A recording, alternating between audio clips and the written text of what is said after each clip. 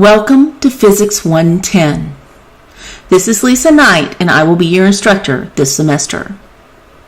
When you open up the Physics 110 course in Moodle, you will see the general announcement about getting started that all Brunswick Community College classes have in them. You will also see a link to the announcements for the course where I will make weekly announcements, which will also be emailed to you. And you will see a link to the course questions forum where you can post a question concerning how to complete an assignment or where to find something. If you have personal problems, you need to post that not in a forum. You need to actually email that to me. The orientation is the very first unit that you will see. All of the units will be closed at first. Okay? To open them, you simply click on the arrow pointing to the right and it opens the section. So the orientation has a book that you need to read each page of, and it has two syllabus, one for the lecture and one for the lab, that you need to print and read. It also gives you information about the textbook and laboratory requirements and how to enroll in Mastering Physics. The second section is extremely important. It is the enrollment assignment. You need to complete the enrollment assignment by the due date posted in the title. The enrollment assignment is just simply a quiz. You will need to open it up and take it in order to be officially enrolled in the course. Once you have taken that, then you will see the other modules listed. Module 1 will be due in this semester on 8/25. It is just a continuation of the orientation to the course. You will be enrolling in Mastering Physics, reading Chapter 1, completing the homework in Mastering Physics, completing Lab 1, and completing Discussion 1.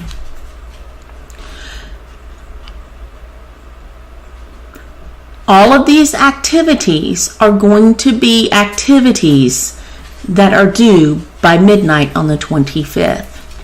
Discussions are a little different because usually you post an initial thread of information and then you have to reply to your classmates. So if the module is 2 weeks long, at the end of the first 7 days of the module, you have to make your first post. At the end of the module, after 14 days, you have to have the replies to at least 2 classmates completed. So if something were due, if a module were due on the let's put it this way. If the module opened up on the 1st of August and closed on the 14th, then you would need to turn in your first or complete your first initial post answering and completing the tasks outlined in the discussion prompts by the 7th. Then you would need to respond to at least 2 classmates by the 14th at midnight. Each discussion will have a very detailed list of what I expect you to do and what I want to see in your posts. And also, you will be provided a rubric that will detail how you will be graded so that you know what you need to do to get the highest grade possible. Every module is going to look very similar to Module 2.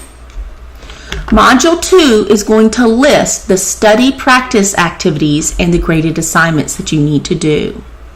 Remember that the graded assignments will include a homework in Mastering Physics, a lab activity, and a quiz for the module. However, the 1st, 3rd, 5th, and 7th modules will all have a discussion post for you to complete as well. Your homeworks are 25%. Your homeworks and module quizzes are 25% of the grade. Your labs are 25% of the grade. The discussions are 25% of the grade. And then you'll have an exam. One thing to take note of, in the study practice area, you'll have lectures and videos to watch, but you will also have a lab lesson. Lab lessons are not graded. They are books that you need to open up, read each page, and complete the material in them. This will prepare you for your actual lab activity.